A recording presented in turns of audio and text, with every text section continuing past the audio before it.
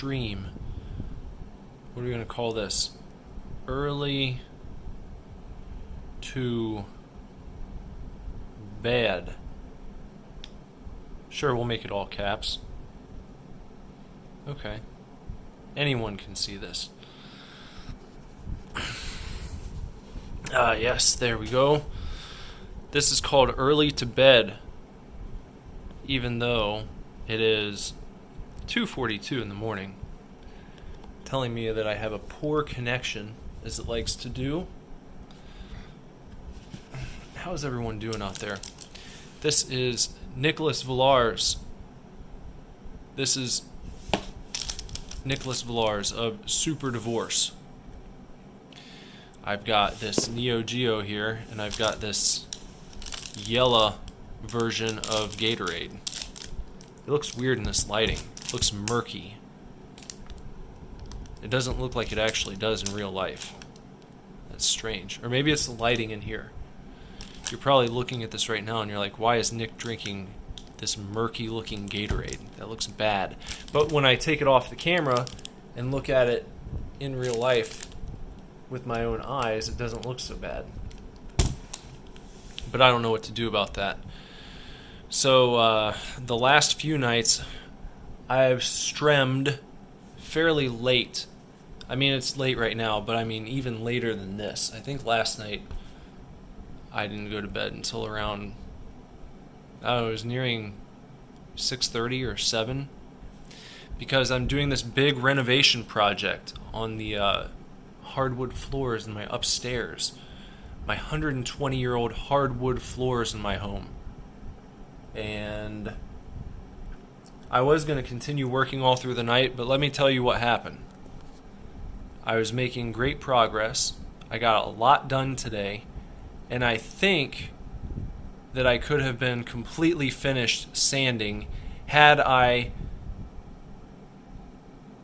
accepted my fate to just stay up, until like 8 in the morning or so. I think I could have been done. But I didn't want to do that.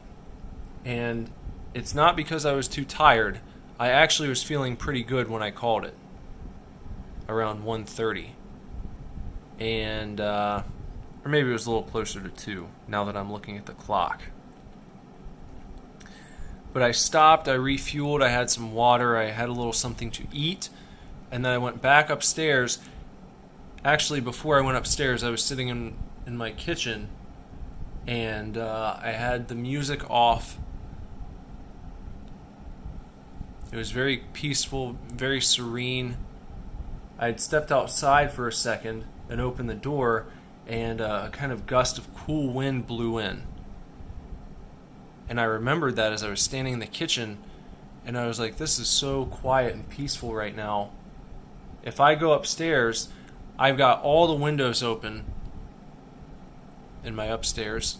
Every single room, the windows are open as to vent, for ventilation purposes, to let all of the, the debris, the dust, the sawdust flying up from the floors, to let that kind of go outside, the stuff that I couldn't sweep up. And I was thinking, if I go upstairs right now and I start up that sander, any of them, I'm working with 4 different sanders, you see. No Bernie Sanders. Not working with a Bernie Sanders, but I am working with 2 stand-up floor sanders and then 2 handhelds. And all of them are very loud. And I just knew if I went up there and I started using them, I was going to break the silence of this peaceful, serene, cool night in the neighborhood, where I bet a lot of people have their windows open. And I guarantee you that they would have heard those machines buzzing and whirring and carrying on all throughout the night. And I thought to myself, I wouldn't want that. If I were lying down, I thought, if I were lying down right now on this nice, breezy, late summer's eve, I would not want to hear buzzing and whirring and grinding coming from somewhere in the neighborhood, because then chances are they wouldn't be able to find me. unless someone went walking around trying to find the source of it. They'd be lying in bed and they'd be like, where is that coming from? What the hell is going on? The guy would reach over to his wife and be like, honey, wake up. Hey, how are you sleeping through this? Do you hear that? Where's that coming from? What is that? What's that buzzing and whirring and grinding noise? Who's doing that right now at 2 o'clock in the morning? And it would be very disappointing to have that going and to ruin a peaceful night like this where you can get some incredible sleep. I anticipate a very good sleep tonight. Hey, Obi-Wan's here. What's up, Obi-Wan? Obi-Wan asks where my family is. Jess and the boys are staying with her parents while I'm completing all this. Because, you know, all of our bedrooms are upstairs. And it's too much. Proper Jeremy's here. Hello, Proper Jeremy. It's been a long time. Yeah, I've got this Gatorade. I commented that it looks murky in the picture, but it doesn't look so murky. A little bit, but I think it's the lighting in here. It's fine. I think it's a fine Gatorade. I'm going to drink it in a minute because I've finished up my sanding for the night. I'm making you want a Gatorade. Go and get one. Why not? It's not too late. It's never too late for a Gatorade. But yes, Jess and my two boys, they're staying over at the in-laws' house because all the bedrooms are emptied out. All of the furniture from upstairs has been pushed downstairs. It looks like a hoarder's house in here. So the baby's crib is in the living room, and I've got a mattress on the floor. It's just not a good setup to have the family here right now. That's why I'm busting ass to try and get it done, is because we need to be able to live in our house, you see. So luckily the in-laws are just a few streets over, Jess's parents, so it's been fairly convenient. Not too bad. And Proper Jeremy says he saw the new Coke video. How was it? Where did I get it? It was decent. I mean, it was good. It was good. It tastes like Pepsi. It tastes a lot like Pepsi is what new Coke tastes like. So, I kind of wish that they would have done like a full-scale release, you know, and just put, 6 packs or 12 packs in the store, made 20 ounces. I feel like it would have been fine. Oh, yeah, I have a black line on the bottom of my screen. Hold on, I don't know if I can get rid of that. This is, I'm using this thing. Hold on. I don't even know what the settings are like here. Yeah, I meant to get rid of that. I've been trying to figure out how to remove that thing. It's an alert box. Can I get rid of it? I just want to delete. See if that works. Is it gone now? Proper Jeremy, Obi-Wan, is that little black rectangle gone? It should be. I hope it is. I think I figured out how to do that.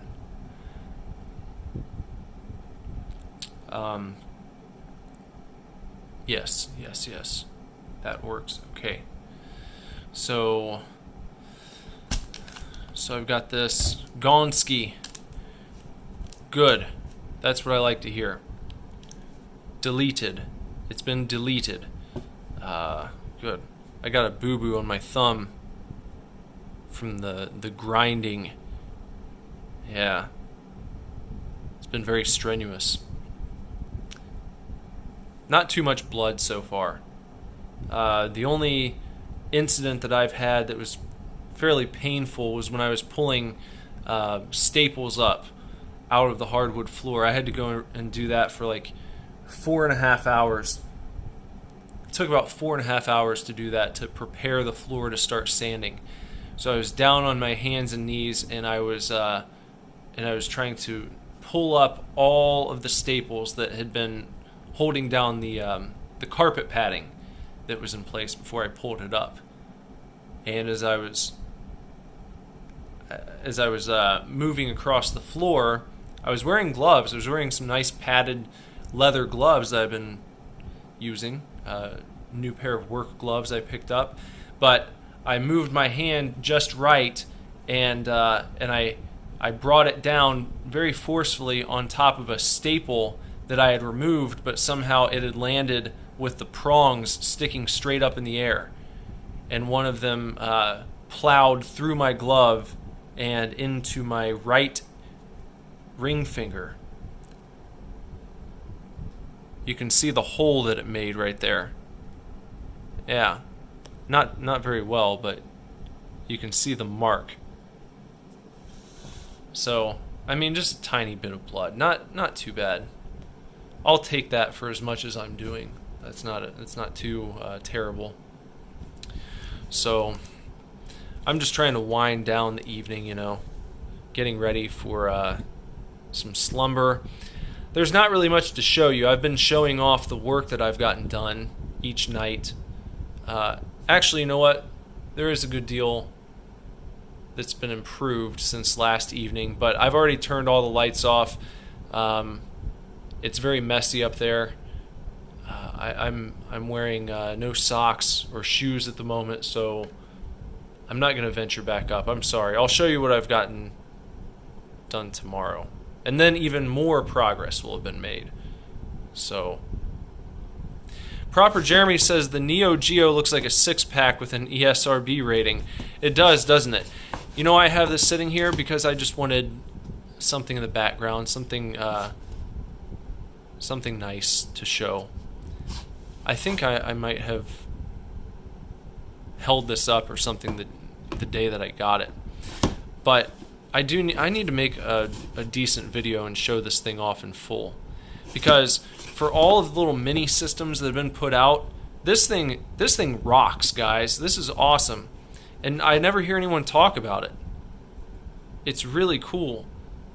It's like a miniature arcade cabinet, and you can play it just like this. You can use the buttons and the joystick right here, and you can sit down and you can play on this screen. It actually looks really good.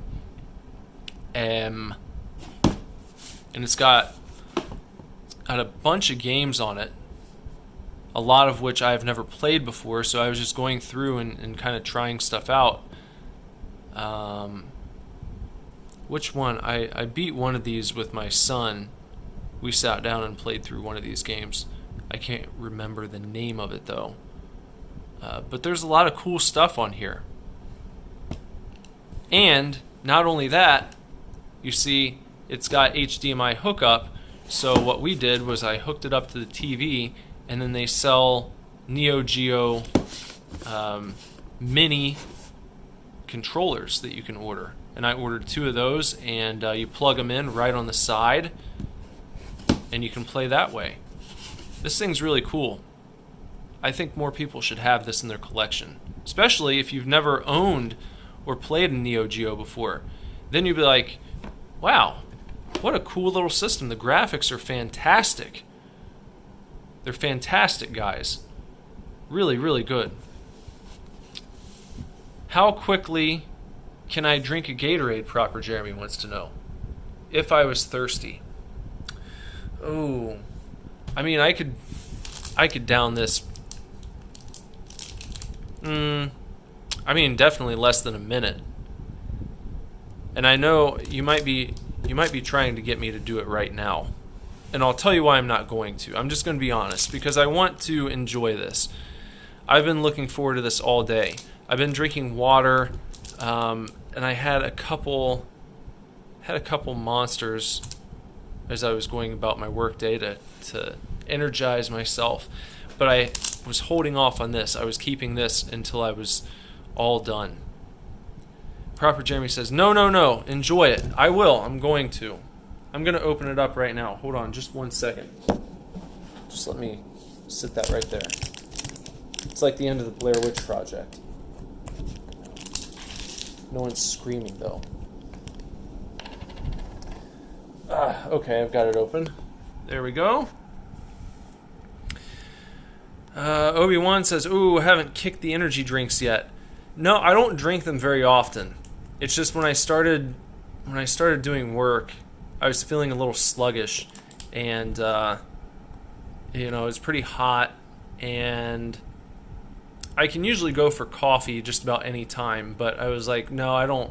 A black coffee, like right before I was about to start sweating and like getting into this work, I was like, no, I'm just gonna get energy drinks. That's what I went and did. Yeah, bottoms up, guys. Cheers.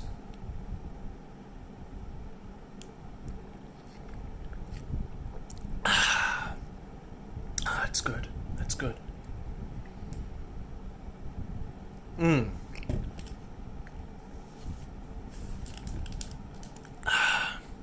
You can't go wrong with that, man. There are so many different flavors of Gatorade now, but you can still never go wrong with the original, with the classic Gatorade.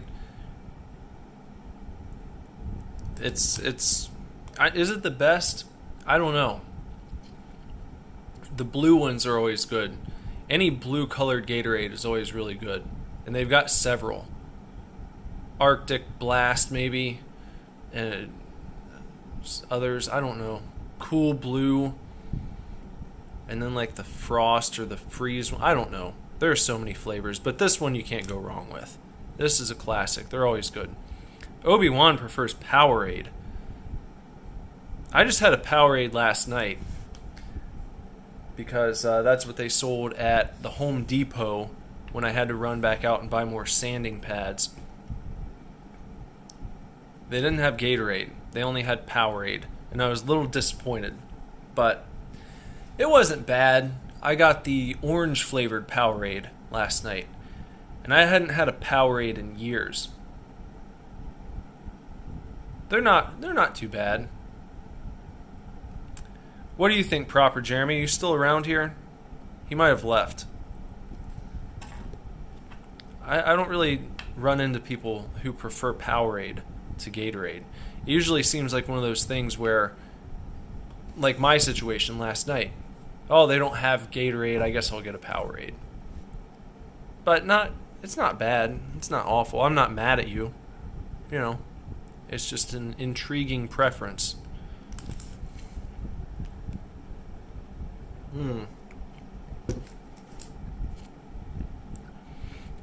So I have a question for Obi-Wan. Maybe he knows. Maybe one of you watching later will know this. I posted earlier tonight on Twitter because I've been seeing this, it seems like it's escalating. There's like this beef between two factions within Comicsgate, between the Cherries and War Campaign. And I know just a little bit about both, I'm not immersed because I'm not a member of either one of them, so I hear about this stuff sort of as it gets passed along, as I see various people talking about it in my feed. But for some reason it's starting to annoy me. It seems like a lot of frivolous bitching is going on. I don't know what's happening. It seems like a lot of people are turning on Ethan Van Sciver. A lot of people within those two groups, anyway.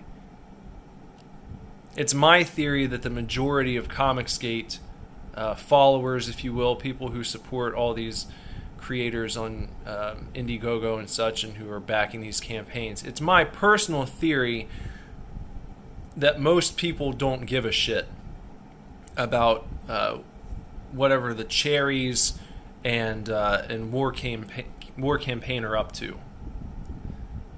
I don't really care. Like I said, I'm not a member of either faction. It seems strange to me that there are these factions. That there are factions forming within Comicsgate because people don't like certain creators, or because one creator said this to this person and then someone took umbrage to it. It all seems kind of silly to me. I kind of don't care. That's my stance. I posted, I was like, and and maybe I care enough to comment on it only because I see this stuff popping up in my feed constantly. It's like comment after comment dealing with one or the other, and then threads that are a mile long with people that just, go back and forth for ages. It's like, what is this all about? Lots of accusations that I see and screenshots being shared, and a lot of people getting their feelings hurt, perhaps. But it's very confusing. It's too much to try and keep up with. Obi-Wan says that he knows EVS did a Comicsgate is dead stream and he didn't listen in. No, I don't think Comicsgate is dead. He doesn't either. I mean, I would say, like, out of all of the creators within Comicsgate, that Ethan is still my favorite. He's the one I listen to regularly. And there was all that stuff that blew up with War Campaign. I saw that stream where that Roe guy was on there, and he seemed very apologetic at the time. And I was like, oh, okay, well, I know a lot of people had problems with them. Like maybe they were making memes of other fans and stuff like that. And it's like, well, okay, maybe that's not the best use of your time. Kind of a strange thing to do, to sit around and meme fans that you don't like because they said something about a creator that you do. I don't know. But yeah, on that stream he seemed fine. And then I saw a clip the next day where he had gone on his stream with War Campaign people and just like flew off the handle and kind of threw Ethan under the bus. And I was like, oh, well, he was cool when he was talking to him. What's this about? I don't know. I get bad vibes from that guy for some reason. Probably because of that. Is because, I've never joined in on War Campaign live stream. I've never gotten into that whole scene. So I was kind of taking him at his word when he was on that stream with Ethan, and I think Mike Miller was on there for a while, and Edwin, all the usual suspects. I think they were trying to kind of smooth things over, and then it seems like it all fell apart within like a few days after that, and things are just kind of fractured and splintered. And I don't, but it's like, for me, I don't care. I don't get swept up in it. I followed because it was kind of happening at the moment, but I'm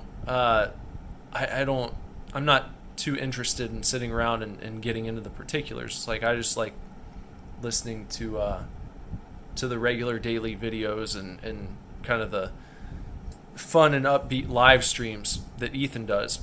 But it seems like a lot of people in those two groups anyway are getting mad at people who do still support Ethan, calling them Kool-Aid drinkers and such, and like blind sheep for still following him. It's like, maybe it's not that. Maybe I'm not blind. Maybe I just don't give a shit about what you have going on because it doesn't affect me. I just want to read this guy's comic books and listen to him on a live stream, and I don't get involved in all your silliness, whatever wars are happening on Twitter. It just doesn't concern me all that much. Obi-Wan said, do you know who the Cherries are? Doesn't have anything to do with Midnight Cherry TV, does it? I believe it does, because I keep seeing Midnight Cherry TV, who I'm assuming is Midnight Cherry TV, in a lot of these threads. And there's like, and people will represent themselves on Twitter by putting the little cherry emoji in their Twitter handle, and then so they've been called the Cherries. But then they claim that there is no group called the Cherries. They just do this thing, and it's like, well, there are a bunch of people who have kind of taken it upon themselves to use this symbol, and they all seem to be coming at this discussion from a particular angle. So I don't know, that looks kind of like a group to me, but I don't know for sure. Obi-Wan says, well, shit, I suppose I'm a cherry then. Hail Raven. See, I don't even know what that means. I just don't know what any of that means. So, I don't know.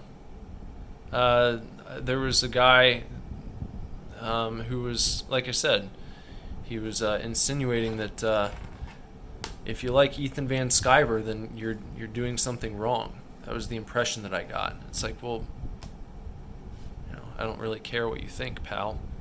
That's fine if you believe that, but to me, I'll continue doing what I'm doing. I'll continue doing my thing, and that's okay.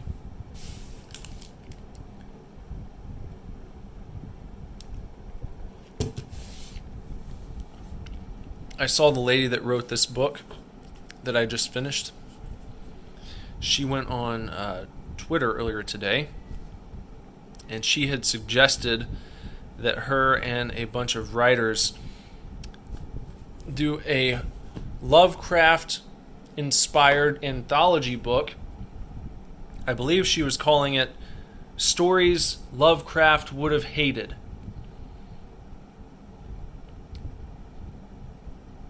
Poking fun, I think, at some of his worldviews. But they wanted to get together and write a bunch of Lovecraftian stories, but the twist would be that they would be diverse. They'd be like diverse stories featuring diverse characters and such, because I don't know the extent of it. I've heard people say that H.P. Lovecraft had some sort of backwards ideas. Some things that he had written that made him kind of problematic.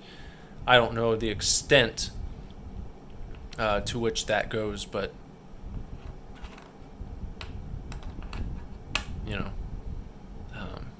a lot of people still love Lovecraft. I remember a couple years ago, though, there was a story in the news about I think it's called the Lovecraft Award, given to a sci-fi horror writer every year. And previously, the award had been a small little statue of H.P. Lovecraft, a bust of him, basically. And I don't know if they went through with it, but the news was that they were going to get rid of the statue design because of his problematic nature in real life. It's like all these people love his stories, but I think that he had some views that were, like I said, kind of problematic.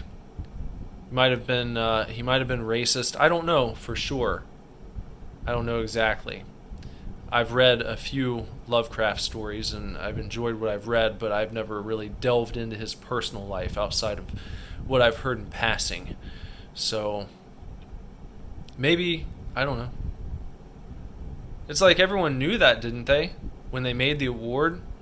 Surely the people creating the H.P. Lovecraft Award would have been familiar with his worldviews as well as his stories, because, even a lot of SJW types love H.P. Lovecraft. They just don't like what he stood for, I think. Some of the things that he thought IRL. But the person who made the award, who came up with the idea of giving this award every year, and then maybe, I'm guessing, a committee of some sort okayed the design and gave the award for however many years. It's strange that just now, or just within the past couple years, it would become a problem. But I guess that's happening with everything, isn't it?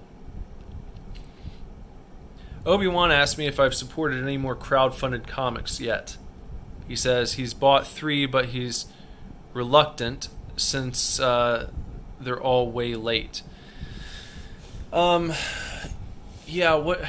what's the last one that I backed? I haven't backed any in a while. I'm gonna do what's it called? Oh boy, I'm gonna do Kyle Ritter's. Is it Starblades? That looks really cool. I'm gonna do that. I'm gonna do John Malin's new one because I backed his first one, and I want to see what happens next. And what else? Of course, Rainbow Brute is going to be coming up. I'm hoping to get one of like the super deluxe versions that Ethan had mentioned. It's going to come in like a deluxe tin like a tin case, almost like a huge lunchbox, and you're going to get like everything that's offered at any other tier in this sort of decorative lunchbox container, and it's going to have all these goodies inside of it. But I think he's only doing like 2,000 of them, so they'll probably get nabbed up pretty quick. Going to have to pay attention to when that goes out.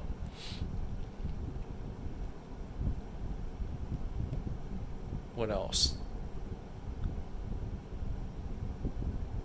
I don't know if there's anything else right now that I'm looking to back. But I have been working on the concept for my comic. There is going to be a comic that goes along with the next Super Divorce album. And I've been working on the story a little bit. I've got some elements. Actually, I've got quite a few elements. I'm kind of building the world first. It's I'm really taking my time. It's going to be really cool. I'm talking it up, but I'm going to have to. You have to do that. You have to be confident. There is only one other band I can think of that's done a comic book to go along with their albums, and that's Coheed and Cambria. And so I'm kind of inspired by them, but I'm going to make it a bit more cohesive. It's a little intimidating for new fans to like dive into the story of their albums, because they've had the comics done in multiple versions over the years, and then they've kind of had to reboot and start over with new artists, and it's just been a little spotty. I want things to be very tight, neatly bound up, and it's all going to be. So it might be a while. It's going to be a while before the next Super Divorce album comes out, but that's why. Obi-Wan asked, have I considered going on Drawn and Quartered Fan Edition? Yeah, I have thought about that. I'd have to work it out to where I could get on there and go for it. But it'd probably be fun to do sometime. I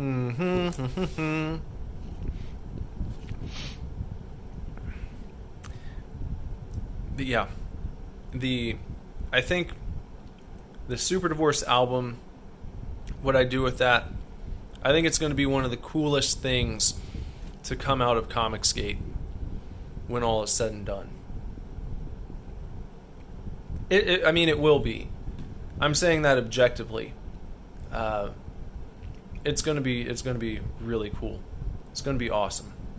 I think everyone that ends up going for it is going to really love it. And I'm trying to get some ideas in mind. I've got some extras that I'm kind of brewing up. Some kind of shooting for the stars type stuff where if we hit particular milestones, then I'll add other things in. But there's a lot that I want to do with this story. I mean, like I said, sky's the limit. I'm thinking really big. I'm thinking way far ahead. It's kind of an idea that I've had brewing for over a year now. And I'm just kind of starting to put it together into a cohesive vision. But, I'm not just sitting down and writing an outline. I'm doing it a little differently. I'm really taking time to build the world this story is going to take place in, and really know it inside and out. I think that's going to make it easier and more interesting when I actually go and write the story, because it's going to present options that I don't think that I would have had if I were to just sit down and open up the computer, sit down at the keyboard and start tapping away, and just kind of trying to come up with stuff off the top of my head, which I'm pretty decent at doing that. I enjoy writing that way, but this is a different style project, so I'm kind of approaching it differently. And then, of course, there's the music aspect of it too that is also very, very important. I'm taking very seriously. And yeah, so I will continue to sort of drop updates here and there and give little hints as we go along, hopefully to build hype. Hopefully people get interested in it. That would be, because one thing I'm not going to do is I'm not going to just throw up an Indiegogo if I've got like 5 people following the project. I mean, I think it's one reason why I want to try to find a way to get this YouTube thing back in the rotation, back in the mix. Because not only do I enjoy doing it, but I also think it's going to be very important when it comes time to promote the album, the comic, and then everything else that comes along with that. I just think that as of right now, YouTube still is the best way to interact with fans and to build fans until they screw it up completely, which I hope they don't, because it is a cool platform. It is the most fun that I've had with any social media platform since I, started trying to advertise what I'm doing. And most of the time, recently, I'm not even advertising. I just get on here and just try and have a good time.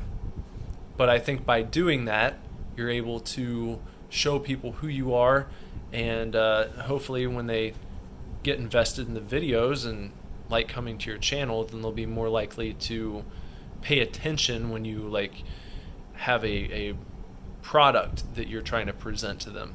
Like, hey guys, you like my channel, you like cool stuff, well check this out. That's kind of the approach that I'm going with. Where it's like marketing to people who might not even normally listen to the type of music that I'm doing. Though the music on the next album is going to be similar, but there's going to be a bit more variation in it. So you'll have to wait and see how that goes. That's all still in the very early stages also. What time is it? 3:19?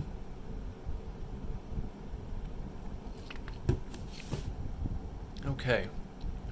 Well, what I think I'm going to do is I'm going to go lie down and enjoy this nice quiet evening that I have bestowed upon the neighborhood by choosing to get a good night's rest instead of buzzing and worrying and grinding and pounding all night on the upstairs floor with the windows open. There are no machine sounds reverberating throughout the neighborhood tonight, thanks to me. I've decided to gift everyone with that pleasure. And yeah. Obi-Wan says it's definitely tough. Most of the people in this community spend hours every day being in and watching live streams. Yeah, I think a lot of people do, but to be fair, I think a lot of those people are more oriented towards doing YouTube and being successful at YouTube. I think that when you look at the people who are working on books and have their own thing going on like outside of YouTube that they're trying to build up, it seems to me like they're a little less active in that sense. It's just I understand it. I know why people do it. It's a great way to network, to jump in other streams and to hang out and stuff. But it's just that's a lot of time. It's like I am doing what I can to work in this channel, with everything else that I'm doing, and get videos up for myself. And when I do watch or listen to other people's videos, it's usually just on the background. I'm not usually in the chat because I'm generally listening to the video as I'm doing something else, as I'm cleaning or doing this or that thing around the house. So I understand that's a strike against me, but I don't think it's going to be impossible to overcome. I think that I'll just have to build excitement by kind of leaking updates as I go along, and showing, hey guys, just bear with me here, you know. If you make me a millionaire someday, then I might have more time to jump in and interact on live streams with other people. But as for now, I'm spread pretty thin. I'm not bitching about it though. It's fun. It makes it challenging. But we'll see. I probably should make time to at least jump into a stream, you know, maybe once or twice a week and hang out, stay for like the whole thing on someone's stream. I don't know whose stream I would go to, but I'll sort it out. Okay, guys, thanks for hanging. Thanks for watching, and hopefully tomorrow I can show you some very nice hardwood floors in my upstairs. And until then, take real good care. I'll be back, and I'll talk to you soon, Lord willing. Bye-bye, guys.